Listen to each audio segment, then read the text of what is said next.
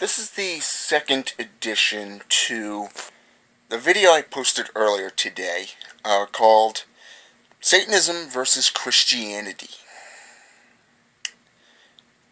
Now, I believe I actually did this title once before on an early video when I first began, but this has nothing to do with that one. In the last video that I did, I told you about the laws, like thou shalt not kill, demonology, demons, angels, and stuff like that, about God and the church being the two biggest mass murderers out there. Now I'd like to take it a step further and explain to you how I came to this conclusion. In today's laws, that I guess you could call it man-made laws, we've taken the Ten Commandments and basically expanded and lapped it about 50 times, if not 100. But there are different levels of murder. There is self-defense, attempted murder, manslaughter, and then you have serial killer level. Okay, or status, if you wish to call it that. And with that said, you look around at the world. Different societies have different things. In ancient Inca, the Inca province, which is in the southern tip of South America, they have ritual suicide. Well, what they call ritual sacrifices. In World War II, there was Kazakami attacks, where Japanese troops, or pilots I should say, literally, as they were going down anyways, they basically slammed their planes into a deck of a carrier, just to make it the point of, they can. They believe in their cause. Now, let's talk about the FBI raid on the, what was it, Wyoming? No, something Texas. It was, I can't remember the name of it offhand, but it was back in the early 90s. There was this raid, back in the 90s. It was actually a raid on a compound that they called Fanatics. There was a showdown and everything, until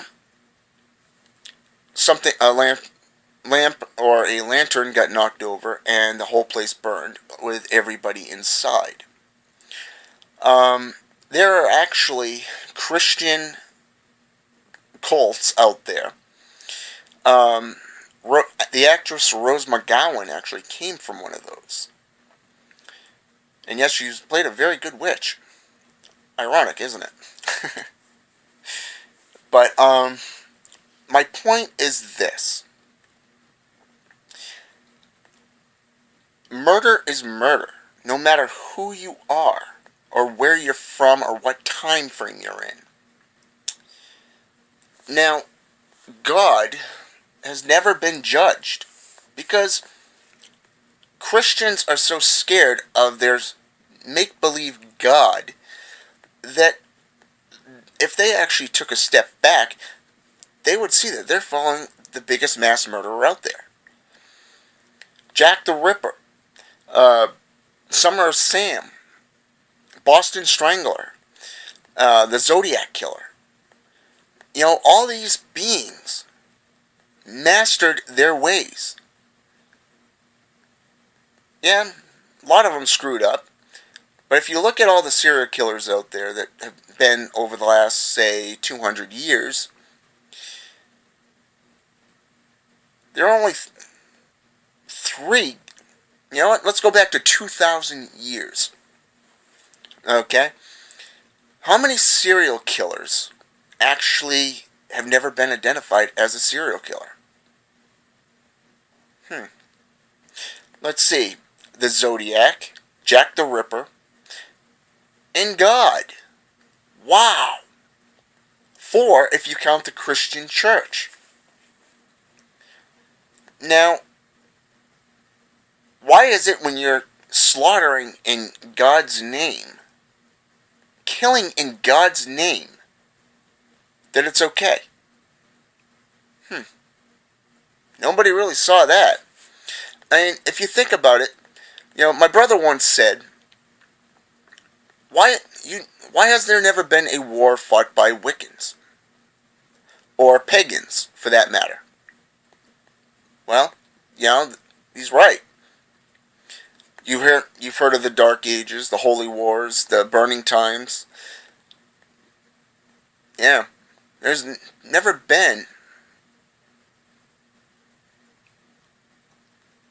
There has never been a war fought by Wiccans, or pagans, or Satanists. But yet, Christianity has waged this war for over 2,000 years on behalf of their God, forcing a religion down others' throats, forcing them into servitude through obedience. I thought there was human rights laws in this country, in countries around the world.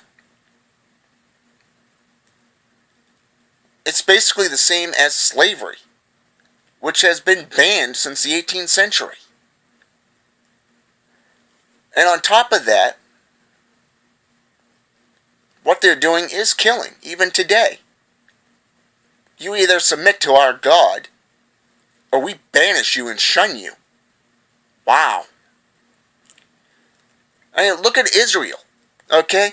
This country is basically God's chosen country. The Israelites it was His chosen people. The Bible says so.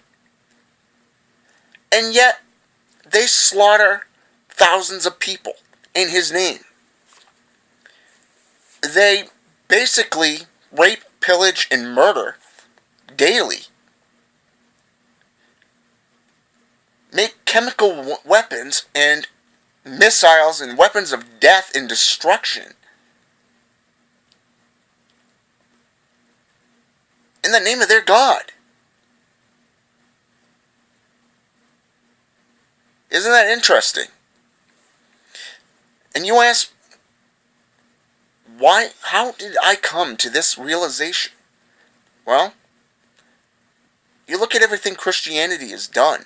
You look at what God does. He even says that He was going to flood the earth for 40 days and 40 nights and killing everything.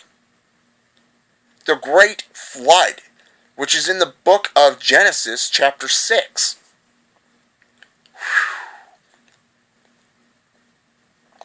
And then He turns around and says He's going to do it again in the book of Revelations. Well, not the flooding part, but He's going to basically, in the valley of, I believe they call it the Valley of Death, which is up just north of Jerusalem, at Mount Megiddo. Interesting. Where Jesus Christ, their God, is going to come down and slaughter all of Satan's army. And all who oppose. Now, He's already slaughtered the world once. And He's claiming to do it again. I mean, is this really the type of God that you want your children to grow up with, learning about? Is this the type of God that you want to serve? That you want your children to serve? Think about it. Now, I'm not trying to blaspheme. I'm not trying to tell you what to do or what to think. Because I'm not going to force your opinion. I'm not going to force your hand. I'm just trying to educate you to the lies in the deceit of the Christian church. But as I said, I have friends who are Christians, and they're very nice people. They're blinded, yes. But there's a lot of stuff in the Bible that I do agree with. Like the marriage of one man and one woman. With that said, this is how I came to this realization. This is how I came to realize that God in the church is the greatest mass murderers out there. And Satan? He was an emissary of God. An angel of God who had a shitty job. And all he did was tempt people. Even in Matthew chapter 4, the temptation of Jesus Christ. He didn't force his hand. He just asked questions. He just made statements. If you bow down to me right now, right here, all this I will give to you. That's all he said. It's nothing more than temptation. Satan hasn't killed anybody. He hasn't slaughtered the world. And yet, he's the bad guy. Seriously, people, wake up. Now, in the next video that I'll do tomorrow, or maybe Monday, is going to be part 3. And it's going to be my own personal opinion on this whole 3-section thing. So, hail Satan, have a good night, and hope this has been educational and a wake-up call to you. Have a good night.